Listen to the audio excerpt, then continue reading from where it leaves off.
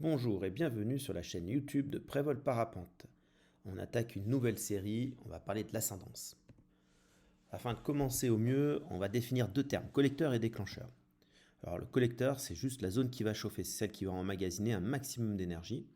Pour ça, il vaut mieux un terrain sec, un terrain humide va prendre plus de temps à se réchauffer parce que la chaleur qui va être générée par le soleil va permettre d'évaporer l'humidité sur le sol et donc va retarder le réchauffement du sol. Donc un terrain sec, c'est plus propice.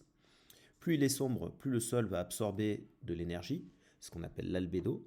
Donc on va privilégier les zones les plus sombres. Donc un parking de voiture, c'est sec, sombre, c'est idéal.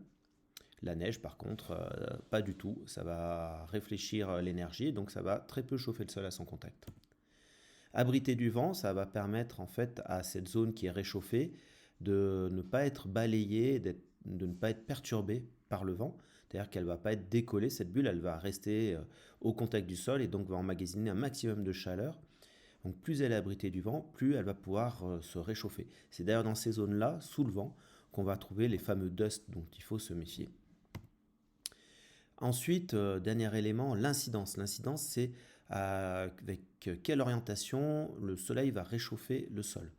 Donc en gros, le matin, ça va être plutôt les zones exposées est, et l'après-midi, les zones exposées ouest, donc là où le relief, l'orientation du relief. Donc c'est là où les rayons vont arriver le plus perpendiculairement possible. Sinon, en plein été, en milieu de journée, on va aussi avoir les zones de plaine, les zones qui sont plates, parce que quand le soleil est à son zénith, c'est là où il va chauffer le mieux. Ensuite, il nous faut un déclencheur, c'est-à-dire qu'une fois que la bulle elle s'est réchauffée, il va falloir qu'elle quitte le sol. Donc qu'est-ce qui va lui permettre de quitter le sol, excusez-moi. Premièrement, le vent, on l'a vu, si c'est abrité du vent, ça met du temps à quitter le sol. Par contre, si c'est une zone qui est ventée, ça va très rapidement décoller les bulles d'air chaud.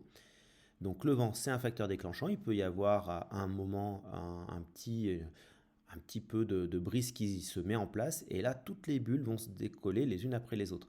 Donc ça va être un moment où tout va se déclencher. Il peut y avoir aussi un élément un peu plus artificiel, comme un tracteur, une voiture, voire un parapente qui pose. Parfois, quand on pose derrière un parapente, la masse d'air est vite modifiée, parce qu'en fait, le parapente, par son déplacement sur le sol, va déclencher un thermique, et donc la bulle va se décoller au moment où il passe. Donc le pilote qui arrive derrière peut retrouver un cycle. Ça arrive que parfois des pilotes posent et ceux qui sont au-dessus trouvent le thermique et puis arrivent à monter. Donc c'est un peu les boules pour celui qui est posé, mais c'est grâce à lui si les autres peuvent monter. Une rupture de pente, donc ça c'est le cas le plus classique. On a la bulle qui s'est réchauffée, qui s'écoule le long du sol, mais qui ne le quitte pas. Et donc avec un angle, ça permet à la bulle de quitter le sol. Une ou des crêtes, donc c'est un peu le même phénomène, c'est que les bulles vont sortir le long des lignes de crête. Et l'endroit où c'est encore le plus propice, c'est lorsqu'on se retrouve sur un sommet qui est la somme de plusieurs crêtes. Dans ce cas-là, on va avoir toutes les bulles qui vont longer ces lignes de crête, vont se retrouver au même endroit, sur le sommet. Et donc une pyramide, c'est vraiment l'endroit idéal pour trouver un maximum de thermique.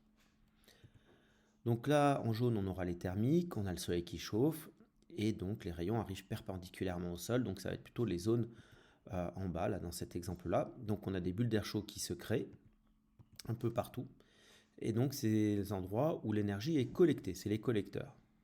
Ensuite, la bulle d'air chaud se décolle, suit le relief, et donc va vraiment quitter le relief sur la pointe, donc sur le sommet de la montagne. Donc on appelle ça des déclencheurs. On peut en avoir d'autres, voilà. Et tous les sommets vont être propices, donc les lignes de crête sommitales, propices au déclenchement thermique. Ensuite, on a le vent qui apparaît, donc ça c'est un autre déclencheur dont on avait parlé. Dans le même ordre d'idée, le tracteur qui passe et qui décolle la bulle d'air chaud. Donc pas tracteur ou parapente. Merci de nous avoir écoutés et n'oubliez pas, rien ne vaut un stage et n'hésitez pas à poser des questions à vos moniteurs. À bientôt.